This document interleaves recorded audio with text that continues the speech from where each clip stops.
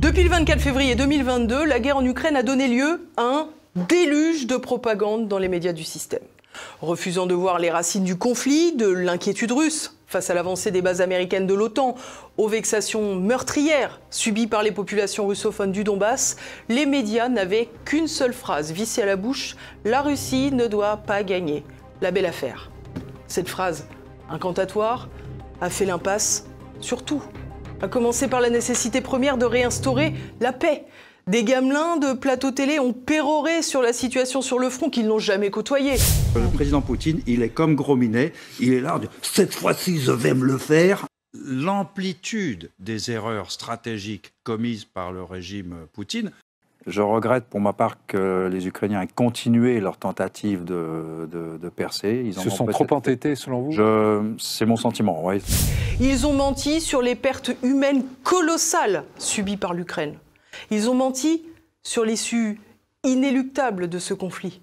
Et ils viennent aujourd'hui imputer leur échec aux combattants ukrainiens qui ont été sacrifiés sur l'autel de l'OTAN. Sur TVL, nous avons donné la parole à des experts qui connaissent la situation sur le terrain et qui ne récitent pas les lubies atlantistes dont certaines chaînes d'information en continu font désormais leur fonds de commerce.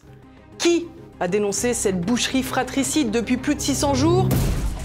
TVL, qui a relaté ces négociations anéanties par le Britannique Boris Johnson en mars 2022 ? TVL, qui a expliqué dès le commencement en 2014, pas en 2022, que l'Ukraine était devenue le malheureux nouveau terrain de jeu américain, son proxy, pour nuire à la Russie, tout en affaiblissant l'Europe. TVL.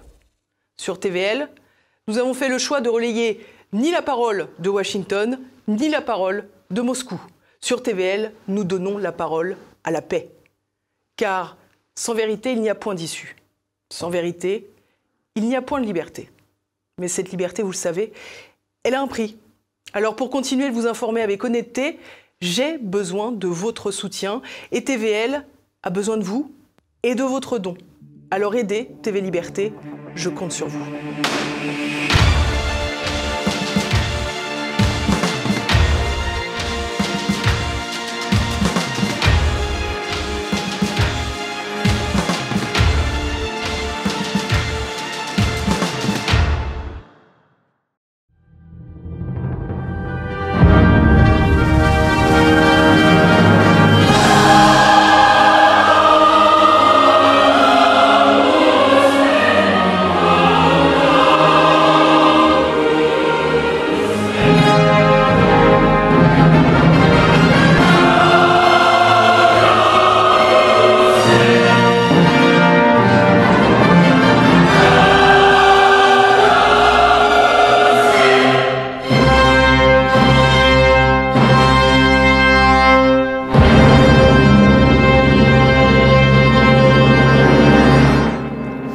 Bienvenue sur Terre de Mission, l'émission religieuse de TV Liberté, en ce dimanche 17 décembre, troisième dimanche de l'Avent, dit dimanche de Gaudété.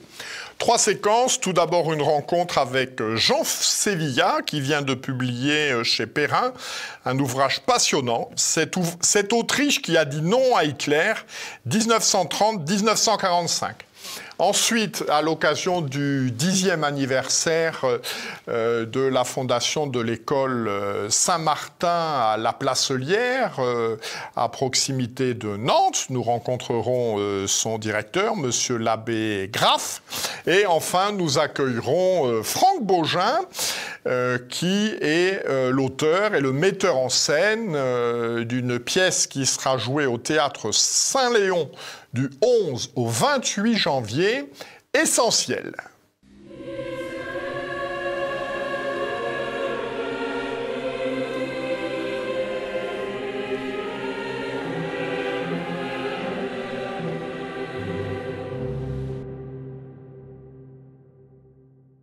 Bonjour Georges Sévilla. Bonjour. Vous êtes un spécialiste reconnu de l'histoire de l'Autriche, sur lequel nous avons déjà publié plusieurs livres. Et là, vous venez de publier cette Autriche qui a dit non à Hitler, 1930-1945. Alors, si on remonte un petit peu dans l'histoire, quelle est la situation de ce qui deviendra l'Autriche à l'issue de la Première Guerre mondiale ? L'Autriche n'est qu'une partie de l'empire des Habsbourg et ça va être le problème dominant des Autrichiens qui font se demander qui ils sont, puisque les Autrichiens, depuis le XVe siècle, vivaient au milieu d'un empire dont les Habsbourg étaient souverains et ils vivaient avec d'autres peuples. On crée en 1918-1919 une république indépendante d'Autriche, dont la forme institutionnelle n'est pas forcément consensuelle, parce que la population n'a pas été consultée sur la forme républicaine de l'État, et surtout, c'est une république non viable parce que la petite Autriche a été coupée de ses cycles économiques naturels, ces circuits économiques naturels qui étaient ceux de l'Autriche-Hongrie. Et donc cet État non viable, ça a en plus un problème d'identité parce que les Autrichiens, qui sont germanophones par définition, se demandent qui ils sont. Ils se disent au fond que, alors qu'ils ont toujours vécu dans un grand empire, être un petit État n'est pas très intéressant, et un petit État inviable, ça pose un problème. Et donc ils vont regarder vers leurs grands voisins, les Allemands, avec lesquels ils partagent la langue, ce qui n'est pas rien dans l'identité d'un peuple, et une grande partie de l'histoire, celle du Saint-Empire romain germanique. Et donc toute l'histoire de l'entre-deux-guerres va être donnée à cette petite Autriche nouvelle, une identité, un sens pré-national. La conscience nationale autrichienne va naître plus tard, mais lui donner une raison de vivre, une raison d'espérer dans son avenir. Est-ce que d'une certaine manière, le traité de Versailles ne rendait pas cette attractivité de l'Allemagne inéluctable sur la petite Autriche? Ça, Jacques Bainville l'avait vu dès 1919-1920 dans son livre « Les conséquences politiques de la paix ». Il avait bien vu que cet émiettement, cet démantèlement de l'Autriche-Hongrie allait provoquer un effet d'attractivité, au moins pour un peuple germanique, comme l'étaient les Autrichiens. Alors la personnalité marquante de cette période, en tout cas que j'ai découvert grâce à vous, c'est le chancelier Dollfuss. Alors qui est-il et quel type de régime très controversé, comme on dit aujourd'hui, se voit-il obligé de mettre en œuvre? C'est un homme d'origine paysanne, c'est un homme de milieu simple. Évidemment, il a fait des études, il est docteur en droit. C'est un expert agricole, il n'a pas de culture parlementaire démocratique, il n'a jamais été élu député, mais il est membre du Parti chrétien social, il devient chancelier en 1932. Il a affronté deux types d'adversaires. D'une part, les nationaux-socialistes, les nazis, qui sont une antenne, en quelque sorte, du grand parti allemand, une antenne clandestine, souterraine, et puis aussi... Et ils représentent quoi à l'époque, les nazis, en termes de population, quand il y a des votes? Moins de 5%, moins de 5%. D'ailleurs, ils n'assistent même pas à faire élire un seul député en Autriche. Voilà. C'est un petit courant. Mais très offensif, avec des militants qui pratiquent une forme de terrorisme très, très, très dur. Voilà. Et par ailleurs, le Parti socialiste autrichien a une aile très radicale, léniniste, qui va s'affronter durement avec le chancelier Dollfuss. Je prononce son nom à l'allemande. Et alors, en 1932, donc, il accède au pouvoir, Dollfuss, et face à cette hostilité, en 1933, il va être conduit après, vu que Hitler accède au pouvoir en janvier 1933 et aide le parti frère autrichien, un petit parti, donc Dollfuss, pour réduire ce parti, va l'interdire. Et donc le parti nazi est interdit en Autriche en juin 1933. Et en mars 1934, février-mars 1934, il y a des événements assez durs en Autriche. L'aile gauche radicale du Parti socialiste déclenche une insurrection que Dollfuss réprime sans faiblesse, et à la suite de cela, le Parti socialiste interdit. Et le problème pour Dollfuss, c'est évidemment d'empêcher des élections, parce qu'il craint au fond que les nazis remportent des élections, qu'il y a un phénomène de croissance du Parti national-socialiste, aidé par l'Allemagne, et donc le Parlement est suspendu, et il instaure en 1934 un régime de type autoritaire, mais qui n'est, à mon sens, pas un régime fasciste. C'est un fort pouvoir qui est donné au chancelier, au chef du gouvernement, mais il n'y a pas de parti unique, il n'y a pas de grand parti unique, il n'y a pas de volonté de l'État de prendre en main la totalité de l'organisation de la société, comme dans les partis, dans les régimes fascistes, que ce soit le nazisme ou le communisme. Il n'y a pas de volonté d'embrigadement de la société ni de la jeunesse, et au fond, la vision du monde de Dollfuss s'appuie sur la doctrine sociale de l'Église. C'est un régime, c'est une vision tout à fait conservatrice, corporative. C'est un régime conservateur cléricale d'une certaine manière, puisqu'en 1934, Dollfuss signe avec le Saint-Siège un concordat qui accorde de très grands pouvoirs à l'Église, notamment dans le domaine de l'enseignement. Voilà. Donc c'est un régime d'inspiration catholique, national-catholique on dirait, mais ça n'est pas du fascisme. Alors, quel est l'enchaînement des événements qui conduisent à l'Anschluss de mars 1938 ? En juillet 1934, les nazis autrichiens tentent un coup d'État qui va échouer. Il a lieu à Vienne. La chancellerie à Vienne est investie par une escouade de SS déguisée en sol autrichien, d'ailleurs. Au cours de cette tentative, Dollfuss va être victime, tué. Il reçoit 2 balles dans le corps.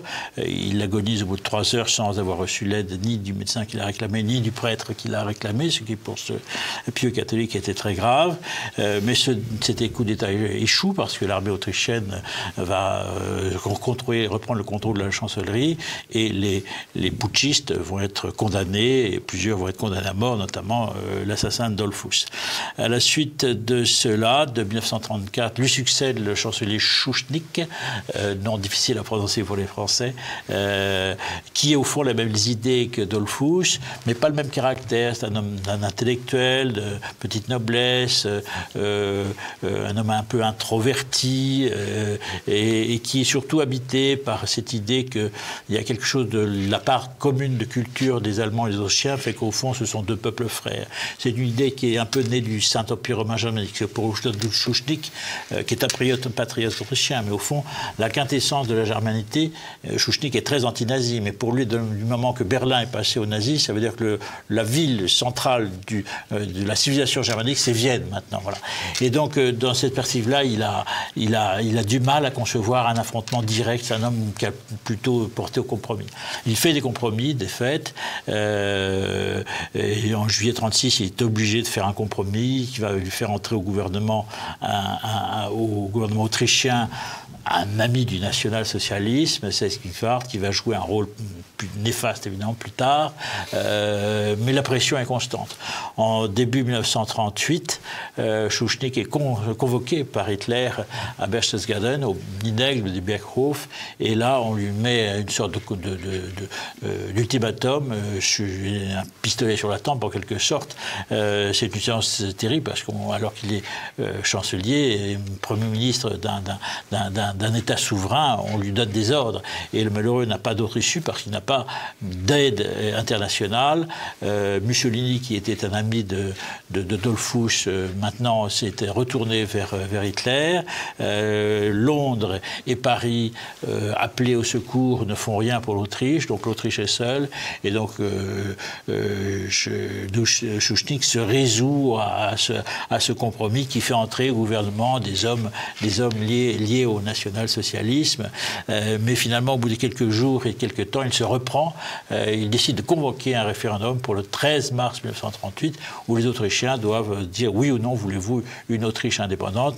Et tous les observateurs pensaient que la réponse serait oui, de 60 à 70%. Un homme le savait aussi, c'est Adolf Hitler.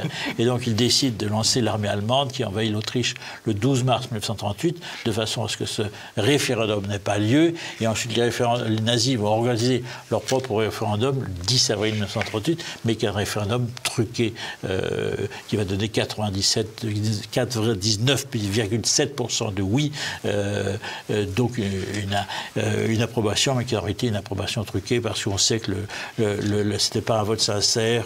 Les Autrichiens devaient voter avec sans passer par un isoloir, avec un SS qui surveillait par-dessus leur épaule ce qu'ils faisaient, etc. Donc, mais dans le même moment, a lieu une répression terrible qui commence, 70 000 arrestations. Alors ce chiffre qui peut d'abord être important en soi, mais il doit être rapporté aussi à la population autrichienne. L'Autriche est un pays de 6,5 millions d'habitants. C'est comme si on avait arrêté 700 000 en France, 700 000 personnes en France à la même époque. Voilà.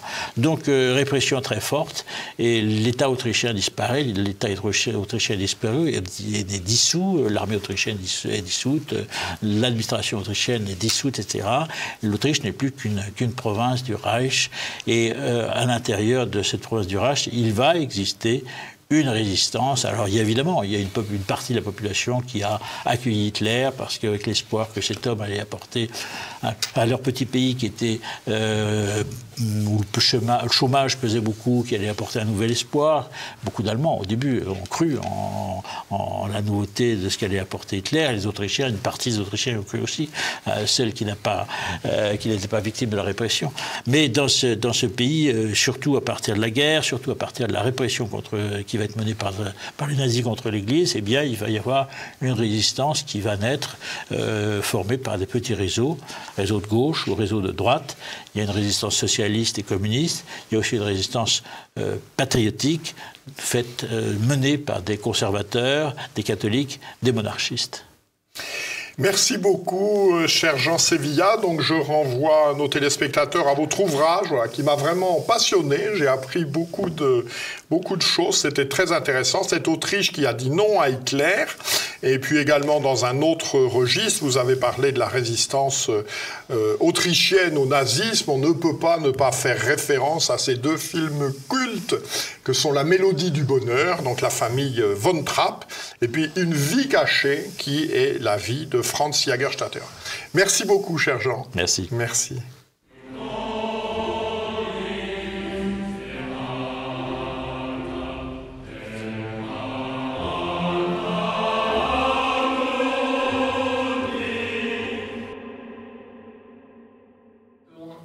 Bonjour, monsieur l'abbé. Bonjour, monsieur Legendre.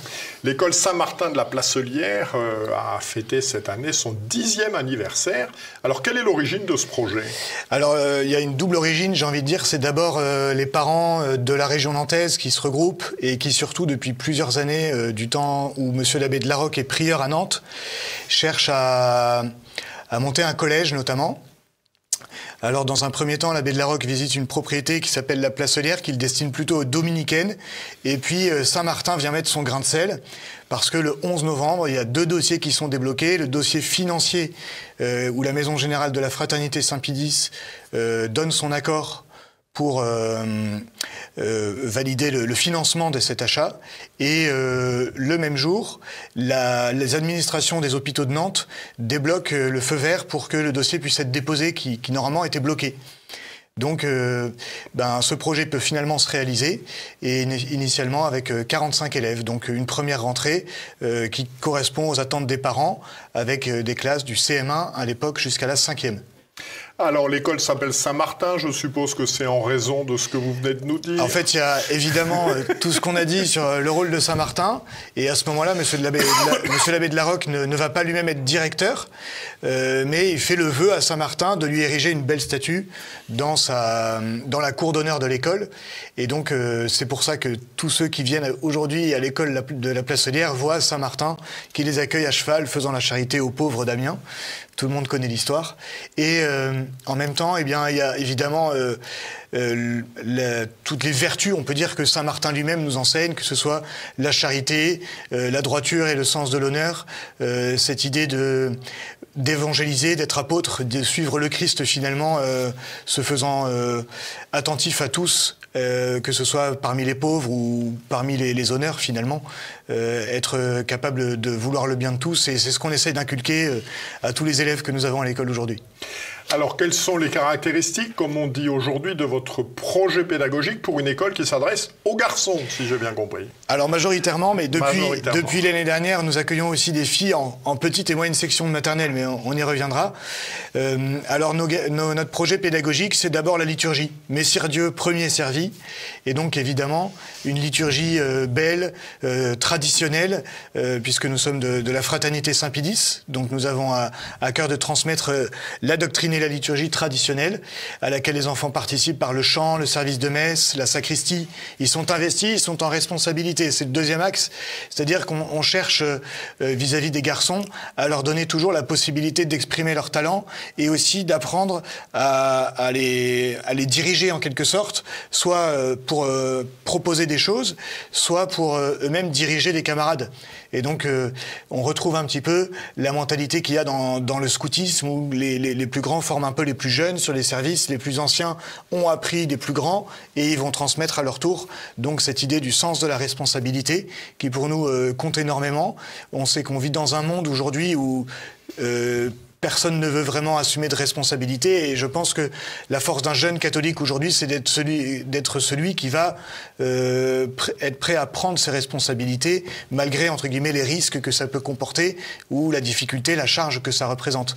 Alors c'est un peu aussi, j'y pense, ce que faisait André Charlier à l'école de Maslac. On a tout à fait le même état d'esprit. C'est d'ailleurs une méthode qui vient des jésuites, finalement, qui avaient aussi leur capitaine, comme chez Charlier.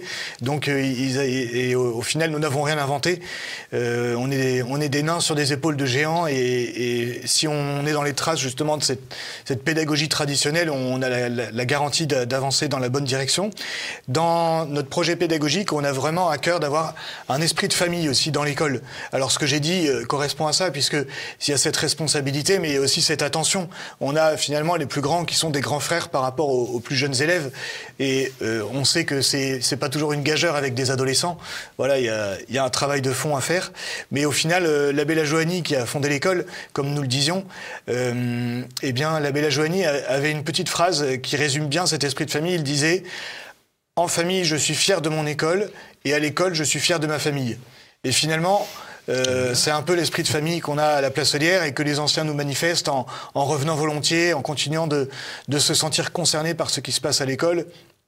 Donc ça, c'est vraiment l'esprit de famille, une marque de l'école, avec l'uniforme, tous les aspects même matériels qui vont faire esprit de corps aussi.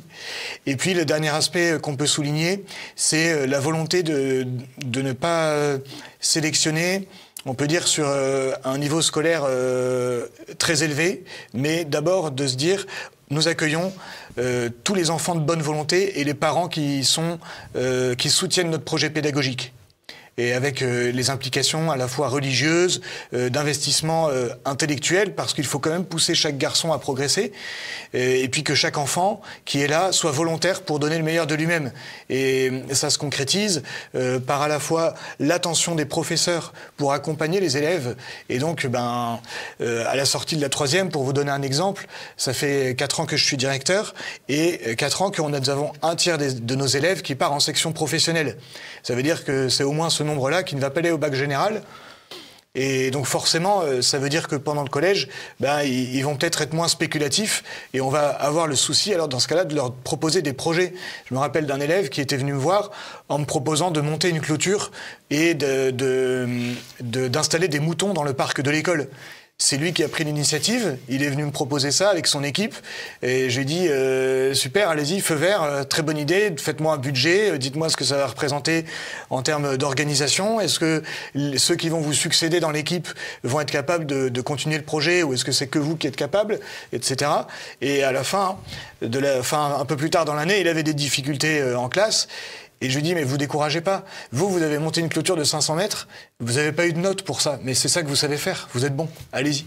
Et alors, il a eu des moutons, et vous avez fait des méchouis? Les moutons sont là, et les brebis attendent des agneaux dans quelques semaines, normalement. Ah, voilà. C'est très bien. Et donc, vous couvrez tout le primaire jusqu'au collège et au lycée. Ça fait des effectifs de combien par classe, à peu près? Alors, aujourd'hui, on est 228 élèves. Nous accueillons les enfants depuis la petite section maternelle, comme j'ai dit. On a ouvert ces sections-là l'année dernière pour répondre aux besoins des parents, parce que c'est pas vraiment un projet pédagogique pour nous de nous occuper des enfants de 3 et 4 ans. Ils sont mieux avec maman, normalement. Bien aussi. Mais voilà, les parents qui souhaitaient pouvoir scolariser les enfants dans un cadre d'une école, eh bien, ont pu trouver là une réponse à leurs besoins. Et les dominicaines qui sont à côté de nous au Raflet ne pouvaient pas accueillir les filles. Donc nous avons les garçons et les filles pour les petites et moyennes sections. Et puis donc là, ça nous fait une quinzaine d'élèves par niveau en maternelle. Après, en primaire, on va monter plutôt autour de 20 élèves. Exclusivement des garçons à partir de la grande section. Et au collège, on va être plutôt autour de 25 élèves par classe. De toute façon, l'avantage, c'est que nous sommes limités par la taille de nos salles de classe, Donc ça nous contient aussi et on est obligé d'avoir des classes qui ne sont pas trop importantes et auprès desquelles on peut porter attention au mieux à tous les élèves. Alors quelles sont vos perspectives d'avenir ? De développement, je suppose. Comme je le disais, nous avons ouvert ces nouvelles salles de classe, donc ça s'intègre dans un projet plus large d'aménagement de salles de classe. L'année dernière, à la rentrée de la Toussaint, nous avions 2 nouvelles salles de classe, un gymnase, des sanitaires. Et ce projet continue puisqu'il s'agit de réhabiliter 2 ailes de communs qui sont adjacentes au bâtiment qui étaient déjà utilisées. Et ces ailes vont continuer d'être réhabilitées. Donc pour la rentrée, nous espérons la rentrée 2024, pouvoir avoir encore 2 salles de classe, aussi un autre bloc sanitaire pour répondre aux besoins des enfants et une salle polyvalente. Et la troisième phase nous permettrait d'accueillir encore 3 nouvelles salles de classe supplémentaires et au final d'avoir dans tout cet endroit-là de l'école la possibilité d'accueillir 160 élèves uniquement maternelle et primaire et de pouvoir notamment augmenter notre capacité d'accueil au collège. Comme je vous l'ai dit, pour l'instant, elle est limitée par la taille des salles de classe. Et vous avez plus de demandes que vous n'avez de place aujourd'hui ? J'ai refusé, depuis plusieurs années, je dois refuser des élèves, que ce soit en primaire ou au collège. Donc ça correspond à ce que vous dites. Voilà. Alors, dernière question très concrète, comment vous aider ? Eh bien, pour nous aider, vous pouvez déjà prier pour nous, parce que nous sommes une école catholique et nous savons que la foi soulève les montagnes. Et si nous devons transmettre l'essentiel, justement, cette vie de foi, cette vie de liturgie, de prière, ça ne peut pas se faire sans la prière de tous, finalement. Un soutien matériel et financier est évidemment le bienvenu. Vous pouvez nous découvrir sur le site internet de l'école. Vous trouverez des petites vidéos qui présentent l'école, qui vous permettront de voir dans quel esprit nous travaillons. Et même la vidéo aussi du beau spectacle que nous avons fait pour les 10 ans de l'école en juin dernier, la Grande Nuit de Saint-Martin. Donc une bande-annonce qui présente la vidéo et vous pourrez vous la procurer. Elle va être mise en vente dans les prochaines semaines. Donc un beau spectacle sur la vie de Saint-Martin dans l'esprit avec lequel nous travaillons à la Place Ollières. Eh bien, merci beaucoup, Monsieur l'abbé, puis bon courage pour vos travaux, puis bon Noël. Merci beaucoup, Monsieur Mogendre. Saint ans de l'Avent à vous. Merci, Monsieur l'abbé.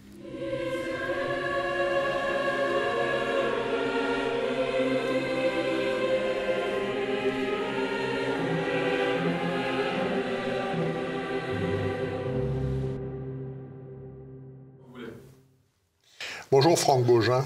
Bonjour Jean-Pierre. Vous êtes auteur et metteur en scène d'une pièce qui sera jouée du 11 au 28 janvier 2024 au théâtre Saint-Léon, Essentiel. Alors, que se cache-t-il sous ce titre Essentiel avec un C? S'il vous plaît, Essentiel, C-I-E-L. C'est le ciel. C'est une pièce qui est destinée aux catholiques, aux chrétiens et à tout le monde. Mais d'abord aux catholiques. C'est la pièce que j'ai souhaité écrire pour apporter un moment de plaisir, un peu comme quand vous choisissez d'aller à un concert de musique classique. Vous y allez parce que vous aimez la musique classique. Cette fois-ci, c'est pas de l'apostolat, mais vous faites plaisir. Vous allez voir une pièce qui va mettre notre foi en dignité. Notre foi... Voilà, donc Dieu premier servi, Dieu premier servi, mais cette pièce-là, j'ai voulu, à travers le contexte, à travers l'incarnation, à travers l'histoire, faire quelque chose de beau, de vrai. Et je veux dire que Cato, ça peut être, comme disent mes filles, Cato, c'est top. Très bien. Alors, de quoi est-il question? De quoi traite cette pièce? Alors, je vais vous faire le pitch. Si vous voulez bien, comme ça, alors, je vais être très précis. Dans un contexte de guerre au Moyen-Orient, Essentiel est comme une tempête, une tornade, qui va secouer fermement un homme que les turpitudes de la vie moderne ont éloigné de l'essentiel. Cet homme, Victor, guidé par le père Xavier, va parcourir un chemin abrupt, rapide, sanglant, chemin qui passe par la colère, la révolte, le questionnement et enfin le lâcher-prise et l'humilité qui seul mène à la porte étroite. En pleine fuite et perdu dans le désert, Victor trouvera ce qu'il ne pouvait imaginer possible, son chemin tracé par Dieu. Voilà, ça c'est le pitch de la pièce. Maintenant, je vais vous le dire différemment, parce que j'ai une deuxième version qui va vous éclairer encore plus, et j'espère qu'elle va vous susciter une réelle envie de venir voir cette pièce, qui a été écrite pour vous. C'est l'histoire d'un homme qui a une société qui développe des objets de style ancien, Dans le cadre de son travail, il se rend à l'étranger, il arrive au Liban, à Beyrouth. Il est recueilli par un chauffeur que j'ai appelé Amine. Et en fait, son chauffeur va lui faire traverser la frontière syrienne à son insu. Pas de bol. Il se retrouve en plein territoire islamique et ils sont enlevés par les sbires de Daesh. Sans divulguer complètement la pièce, bien évidemment, la première scène, ça commence comme ça. La porte de cachot s'ouvre. Notre héros, que j'ai appelé Victor, est jeté comme un sac, mais dans un certain halo, dans une certaine clarté. La porte se referme, et sorti de l'obscurité, il y a un prêtre syriaque, melkite, catholique, qui va le prendre dans ses bras, normalement. Et le garçon va se réveiller, malheureusement, il est amnésique. Il ne se rappelle plus comment il s'appelle, pourquoi il est là, et comment il est arrivé là. Et alors là, il y a une chose sur laquelle vous pouvez me faire confiance. J'ai beaucoup d'imagination. Donc ça part dans tous les sens. Et l'objectif, c'est que vous passiez un bon moment de mise en valeur de notre foi et de la réalité qu'on peut vivre au quotidien. Même si c'est une fiction, elle colle à la réalité. Maintenant, évidemment, tout le monde ne va pas au Liban et tout le monde n'est pas enlevé par Daesh ou ce genre de choses. Mais néanmoins, ce qui est intéressant, c'est le parcours. C'est le parcours qui va mener à la foi quelqu'un qui n'en veut pas, qui n'est pas intéressé, qui a mis Dieu de côté. Parce qu'en plus, je crois que maintenant, aujourd'hui, dans cette espèce de modernité, Dieu est gênant. On le met de côté, il faut le cacher, il ne faut pas en parler. Ben, moi, j'ai voulu en parler, et j'ai voulu en parler, j'espère, avec beauté. Voilà. Alors, pouvez-vous nous dire qui sont les acteurs? Alors, il y en a 3 et ils ont beaucoup de talent et ça donne une valeur ajoutée immense à cette pièce parce qu'on peut toujours imaginer que elle est bien écrite, mais bien écrit quelque chose qui n'est pas bien porté, ça peut tomber à plat. Là, j'ai donc la personne qui incarne Victor, notre héros, s'appelle Boris Relinger. C'est un acteur exceptionnel. Et pour lui donner le change, j'en ai un autre qui est exceptionnel, il s'appelle Bernard Bollet. Il fait le rôle du prêtre, il a une générosité, il a une force, il a une humanité, il a une foi. Les deux sont totalement différents, en opposition, ce qui fait que tout d'un coup, ça marche très bien parce qu'en réalité, ils deviennent totalement complémentaires. Puis il y en a un troisième, c'est Ludovic Bogin, donc c'est un de mes frères, c'est un acteur, il a aussi beaucoup de talent, mais j'aime pas parler de dire du bien de la famille. Si, ça je veux, mais pas trop. Pas trop. Et puis c'est toujours délicat parce que tout d'un coup, je deviens encore plus juge et partie. Mais il a beaucoup de talent et il fait un personnage pivot dans cette pièce et il arrive à tirer son épingle du jeu entre les deux et c'est parfait. Alors, comme on dit aujourd'hui, y a-t-il des prérequis? À qui ça s'adresse? Bon, ça s'adresse à tout le monde, bien évidemment, puisque c'est un spectacle vivant, par définition, ça s'adresse à tout le monde. Mais, néanmoins, c'est quand même une pièce qui s'adresse avant toute chose aux chrétiens. Et aux cathos en particulier. Alors tout le monde est le bienvenu, et voire même les cathos compatibles, entre guillemets.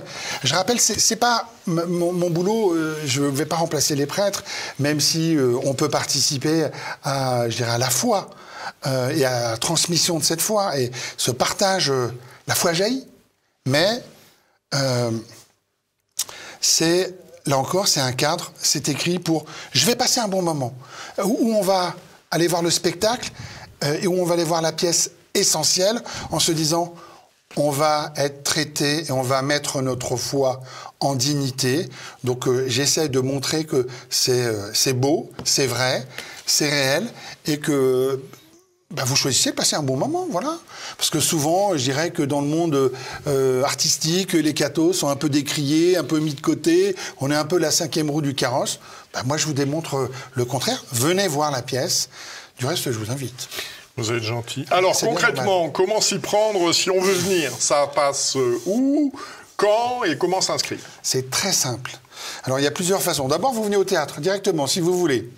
Vous venez au théâtre et puis vous prenez votre billet. L'adresse, s'il vous plaît. Alors, c'est le théâtre Saint-Léon. Il est 11 place du Cardinal Hamet, dans le 15e arrondissement. Donc, vous venez prendre votre billet sur place. Et ça, il n'y a rien de plus simple. Maintenant, ce que vous pouvez faire aussi, si vous voulez acheter des billets, offrir des billets pour Noël, puisque ça va être bientôt Noël. Donc j'en profite pour souhaiter un joyeux Noël à toutes les personnes qui regardent TVL et plus particulièrement votre émission. Donc il y a toutes les familles. Donc c'est simple, vous tapez les amis de Jean-Baptiste Poquelin. Les amis de Jean-Baptiste Poquelin sur votre ordinateur. Vous tombez sur le site de l'association Hello Asso. Il y a la tête du Christ. Vous cliquez et vous achetez vos billets. C'est vraiment très très simple. Alors les représentations ont lieu quel jour? Alors, le jeudi, le vendredi, le samedi, 20h, et le dimanche, 17h. Cette pièce, c'est comme un diamant brut, en fait. Au fur et à mesure, elle est en train d'être polie par l'interprétation des comédiens qui l'incarnent. Et le bien ne fait pas de bruit.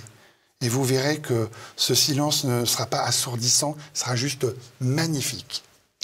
Très bien, eh bien, je vous remercie. Je crois que nous nous rencontrerons à cette occasion.